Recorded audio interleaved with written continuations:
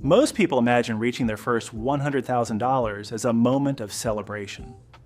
You picture opening your investment account, seeing six figures for the first time, and finally feeling like you've made it. But that's rarely what happens.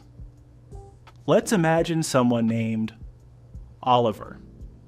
For almost 7 years, he'd done everything people tell you to do. He skipped expensive vacations, kept driving the same dependable car, invested every month, even when it felt like nothing was happening. Progress was slow, sometimes painfully slow. Then one evening, while checking his investment account before bed, he noticed something different. The balance had crossed $100,000. He refreshed the page, looked again. The number was still there. For a moment, he smiled. Then almost immediately, another feeling took over.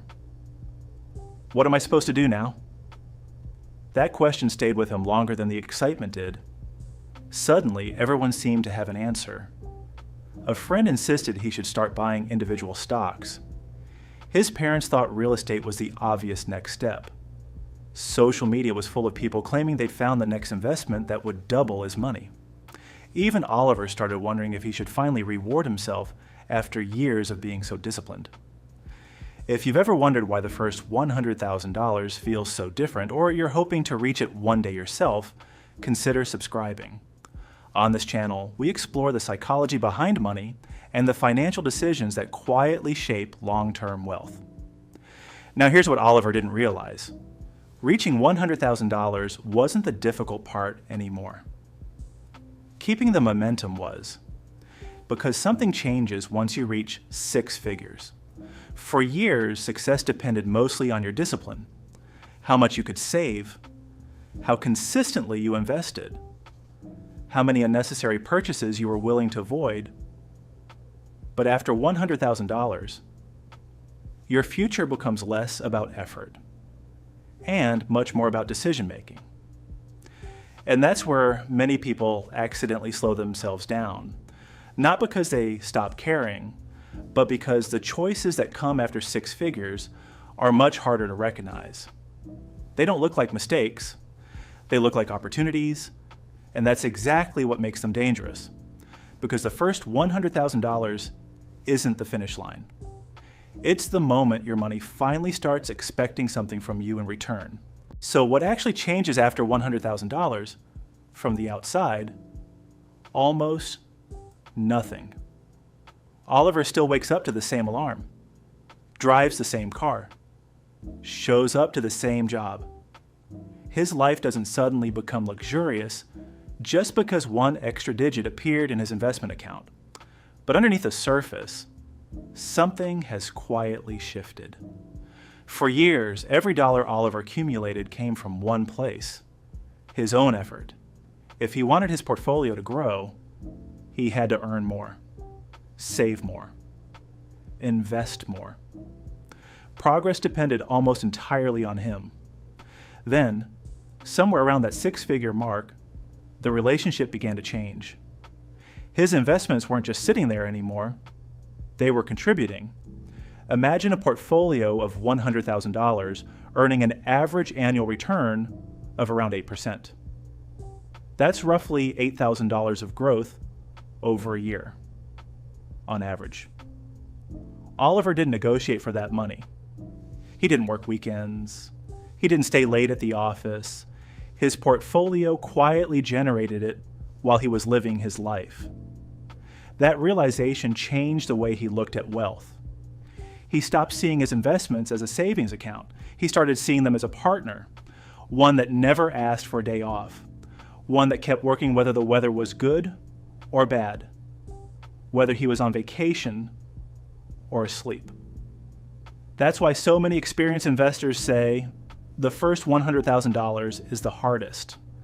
Not because every dollar after that is easy, but because you finally built enough momentum for compounding to become visible. Think about pushing a bicycle. The hardest part is getting it moving. The first few seconds require almost all of your effort, but once it's rolling, keeping it moving takes far less energy. Money works in much the same way. The first years are slow. sometimes frustratingly slow.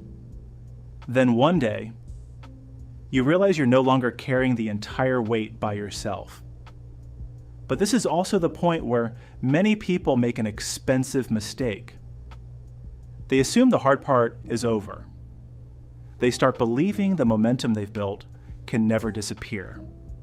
And that's exactly when the decisions become more important than the dollars. Because reaching $100,000 isn't what builds extraordinary wealth. Protecting the momentum after you reach it does. The strange thing about reaching $100,000 is that nobody tells you what comes next. Everyone talks about getting there. Almost nobody talks about staying on the path afterward. Oliver quickly realized there were 3 decisions that quietly determined whether this milestone became the foundation of real wealth, or just another number. The first decision was fear. After spending years building his portfolio, he became protective of it. The thought of watching his investments fall by 20 or 30% made him uncomfortable. So for a while, he considered moving most of the money into cash. It sounded sensible. After all, money sitting safely in an account can't lose value overnight. But then he realized something. Risk doesn't disappear just because you can't see it. While his balance stayed the same, inflation quietly reduced what that money could actually buy. Playing it too safe wasn't protecting his future. It was slowly shrinking it. Then came the second temptation: confidence. Oliver started reading more about investing. He watched videos, listened to podcasts, read stories about people who had doubled their money by buying the right stock at the perfect time. For a moment, he wondered if slow investing was for people who didn't know any better. Maybe he could do better. Maybe he just needed to be a little smarter than everyone else. But the more he looked into it, the more he noticed a pattern. The people who consistently built wealth weren't constantly searching for the next big opportunity. They were usually doing something much less exciting. They kept buying, kept holding, and ignored the noise. It wasn't a lack of ambition. It was a refusal to confuse activity with progress.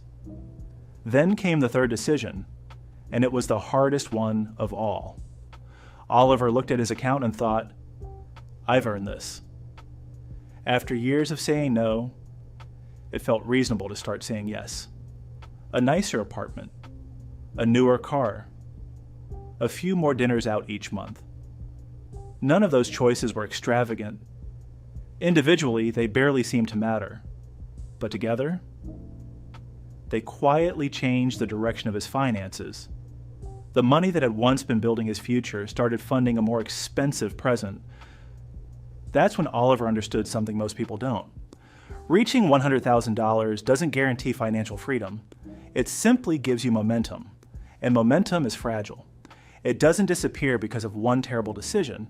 It disappears because of dozens of reasonable ones, small compromises, small upgrades, small moments where you tell yourself, I've already made it this far. The people who keep building wealth aren't necessarily the ones who know the most. They're the ones who protect that momentum, long after the excitement of reaching 6 figures has faded. After thinking about it for weeks, Oliver realized something surprisingly simple. He didn't need a more complicated strategy. He needed fewer opportunities to make emotional decisions. So instead of chasing whatever people were talking about that month, he built a system. He kept enough cash aside for unexpected expenses so he wouldn't be forced to sell investments at the wrong time.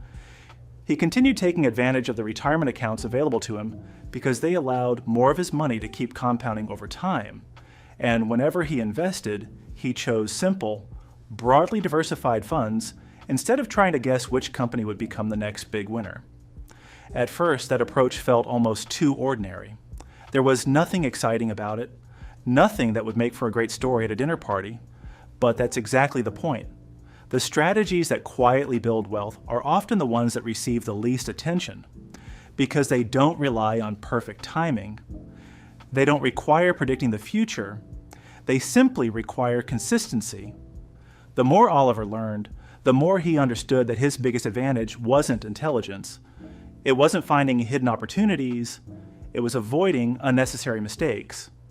Every month he stayed invested, the momentum grew a little stronger, Every year, he ignored the temptation to constantly change course. His portfolio did a little more of the work for him. Eventually, Oliver stopped checking his account every few days. Not because he didn't care, but because he finally trusted the process he'd built.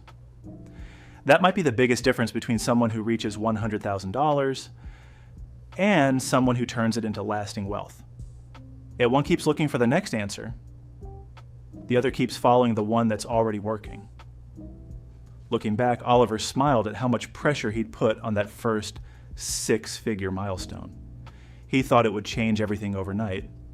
In reality, it changed something much quieter. It gave his money the chance to start working alongside him instead of always depending on him. And maybe that's the lesson most people miss. The first $100,000 isn't valuable because it proves you've made it. It's valuable because it gives you momentum. From that point on, success isn't about finding a secret investment.